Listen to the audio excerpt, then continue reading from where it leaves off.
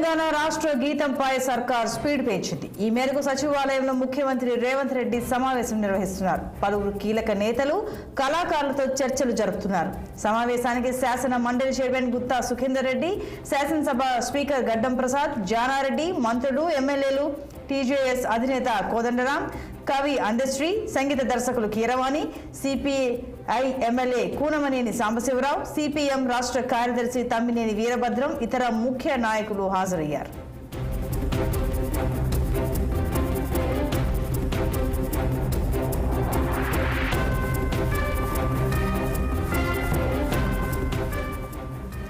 ఇక ఈ సమావేశానికి సంబంధించి మరింత సమాచారం మా political bureau chief Ram live ద్వారా అందిస్తారు.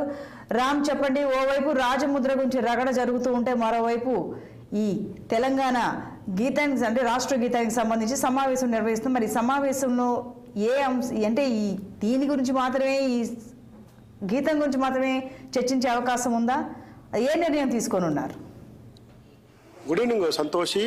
జయ జయ హే తెలంగాణ జననీ జయ కేత్రం అనేది తెలంగాణ ఉద్యమం కాలం నుంచి తెలంగాణ రాష్ట్రం ఏర్పాటు తర్వాత కూడా దాన్ని అనేక మంది కవులు, కళాకారులు, ప్రజల్లో, విద్యార్థులు పెద్ద ఎత్తున అందరి నోళ్ళల్లో నాలుకల్లో నానిన గీతం.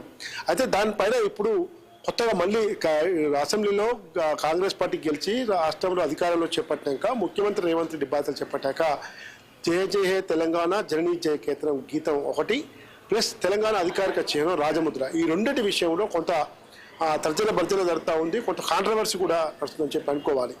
దాదాపు 10 నిమిషాల పైన ఉన్న ఈ జయ జయ హే తెలంగాణ జననీ జయ తెలంగాణ జననీ జయ గీతం అని చెప్పి ఏ పాట ఉందో దాన్ని 2 నిమిషాల 30 సెకండ్లకి కుదించేందుకు ప్రభుత్వం ఇప్పటికే నిర్ణయం తీసుకుంది. దానిపైన మ్యూజిక్ డైరెక్టర్ కీరవాణితో పాటు అందశ్రీ పలువురు ప్రముఖులతో కూడా ముఖ్యమంత్రి రేవంత్ రెడ్డి గత కొద్ది రోజులుగా కసరత్తు చేస్తున్నారు. ఆ విషయం పైన ఇవాళ సచివాలయంలో ఈ జయ జయ హే తెలంగాణ జననీ జయ కేత్రం గీతంపై ఇప్పటివరకు ప్రభుత్వం తీసుకున్న నిర్ణయం, వివిధ అభిప్రాయాలు సేకరించిన అభిప్రాయాలను, పాట రూపొందించిన తీరుతెన్నులను వివరించేందుకు పలు రాజకీయ పార్టీల నేతలు, అదేవిధంగా అధికార పార్టీ నేతలు ముఖ్యులతో సమావేశం ఏర్పాటు చేశారు సచివాలయంలో ముఖ్యమంత్రి రేవంత్ రెడ్డి. ఈ సమావేశానికి అన్ని పార్టీల కాంగ్రెస్ పార్టీ నుంచి మంత్రులు, కొంతమంది మంత్రులు, మాజీ ఎంపీలు, ఎమ్మెల్యే, ఎమ్మెల్సీలు కలిపి దాదాపు 15-20 మంది కాంగ్రెస్ పార్టీ నుంచి ఈ సమావేశానికి అటెండ్ అయ్యారు. అదేవిధంగా తెలంగాణ జేఏసీలో పనిచేసిన వాళ్ళు, అదేవిధంగా ఉద్యమంలో పనిచేసిన వాళ్ళు, అదేవిధంగా సిపిఎం, సిపిఐ, తెలంగాణ జనసమితి, వీళ్ళతో పాటు శాసనమండలి చైర్మన్ గుత్తా సుఖేందర్ రెడ్డి, స్పీకర్ గడ్డం ప్రసాద్ కుమార్ కూడా ఈ సమావేశానికి హాజరయ్యారు. అయితే జయ జయ తెలంగాణ జననీ జయ కేతం జననీ జయ జయ జయ కేత్రం తెలంగాణ గీతం విషయంలో వీళ్ళకి అందరికీ కూడా ముఖ్యమంత్రి రేవంత్ రెడ్డి ప్రస్తుతం ఎందుకు విడుదల తగ్గించాల్సి వచ్చింది, ఏ విధమైన పరిస్థితుల్లో ఆ పాటను కుదించాల్సి వచ్చింది, అందులో పొందుపరిచిన అంశాలు కూడా ఎందుకు పొందుపరచాల్సి వచ్చింది అనే విషయం పైన వాళ్ళందరికీ కూడా వివరించారని చెప్పి తెలుస్తూ ఉంది. ఇప్పటి వరకు మాత్రం ఇప్పుడు ఎజెండా సీఎంఓ కార్యాలయ వర్గాల నుంచి ఎజెండా ఇచ్చిన దాని ప్రకారం ఓన్లీ రాష్ట్ర గీతం పైన మాత్రమే ఈ గీత సమావేశం జరుగుతుంది. ఈ గీతంపై ఫైనల్ చేసి జూన్ 2న రాష్ట్రం ఏర్పడి 10 సంవత్సరాలు పూర్తవుతుందో 10 సంవత్సరాలు పూర్తవుతుందో దశాబ్ది ఉత్సవాలను సికింద్రాబాద్ పెరేడ్ గ్రౌండ్లో ఘనంగా జరిపేందుకు ప్రభుత్వం నిర్ణయించిందో ఆ వేడుకల్లో ఈ గీతాన్ని ఆవిష్కరింపజేస్తామని చెప్పి ఇప్పటికే ప్రభుత్వం చెప్పింది. దానికి సంబంధించిన ఏర్పాట్లు చీఫ్ సెక్రటరీ శాంతికుమార్తో పాటు ఇతర పోలీసు అధికారులు, వివిధ విభాగాల అధికారులు అందరూ కూడా ఇప్పటికే చకాచకా ఏర్పాటు చేస్తాను. కేవలం ఉదయం పెరేడ్ గ్రౌండే కాకుండా సాయంత్రం ట్యాంక్ బండ్ పైన కూడా ఈ ఉత్సవాల నిర్వహణకి భారీ ఏర్పాటు జరుగుతూ ఉన్నాయి. ముఖ్యంగా ఈ సచివాలయంలో జరుగుతున్న సమావేశం మాత్రం గీతం ఏదైతే రాష్ట్ర ప్రభుత్వం ప్రస్తుతం ఉన్న గీతాన్ని కాకుండా ఇంకో దాన్ని మార్పు చేర్పులో భాగంగా ఈ గీతం ఏదైతుందో రూపకల్పన చేసిందో దానిపైన చర్చ జరుగుతూ ఉంది. మరోవైపు రాష్ట్ర ప్రభుత్వం అధికారిక చిహ్నం పైన కూడా పెద్ద రగడ నడుస్తుందని చెప్పి అనుకోవాలి. దానిపైన బీఆర్ఎస్ పార్టీ కూడా పెద్ద ఎత్తున ప్రత్యక్ష ఆందోళన కూడా దిగి ధర్నాలు, నిరసన తెలియజేస్తూ ఉంది.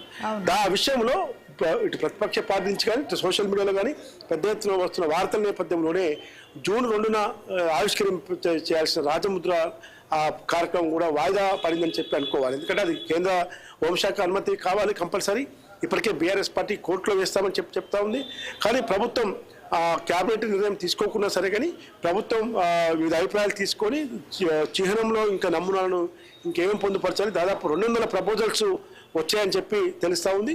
ఈ పరిస్థితుల నేపథ్యంలో రాజముద్ర ఆవిష్కారం మాత్రం అది ఆవిష్కరణ ఆవిర్భావ వేడుక తర్వాతనే ఉంటుందని చెప్పి తెలుస్తూ ఉంది. దీనిపైన రాజకీయ పార్టీల అభిప్రాయాలు తీసుకున్నా కూడా అందరూ కూడా ఆమోదయోగ్యం ఉన్నా లేకున్నా కేంద్ర ప్రభుత్వ అనుమతి, కేంద్ర హోంశాఖ అనుమతి కంపల్సరీ కావాలి కాబట్టి రెండుగా సాధ్యం కాదనేది తెలిపింది. కానీ గీతం విషయంలో కవి అందశ్రీకి కూడా పలువురు కవుల నుంచి కళాకారుల నుంచి విమర్శలు వచ్చాయి. ఫోన్లో కూడా చాలామంది మాట్లాడటం, ఆంధ్ర సంబంధించిన సంగీత దర్శకుడు ఏదో ఉన్నాడా, మన దగ్గర వందే మాత్రం శ్రీనివాసు, సుద్దాల అశోక్ తేజ, ఇంకా చాలామంది సంగీత దర్శకులు ఉన్నారు, ఎందుకు వాళ్ళని కాదని అతనితోనే ఎందుకు చెప్పిస్తున్నారు కూడా చాలామంది ఫోన్లో ఉన్నారు. కానీ ప్రభుత్వం మాత్రం సంగీత దర్శకుడు కీరవాన్తో ఈ గీతం పార్పిస్తూ ఉన్నారు కాబట్టి, మ్యూజిక్ రూపకల్పన చేపిస్తారు కాబట్టి రచన గానం అన్ని కూడా ఈరోజు ఫైనల్ అయితే దాదాపుగా ముఖ్యమంత్రి ఏదైతే నిర్ణయం తీసుకున్నా ఆ నిర్ణయం మేరకు 2 తారీఖు నాడు గీతాన్ని ఆవిష్కరింపజేస్తారు సంతోషి.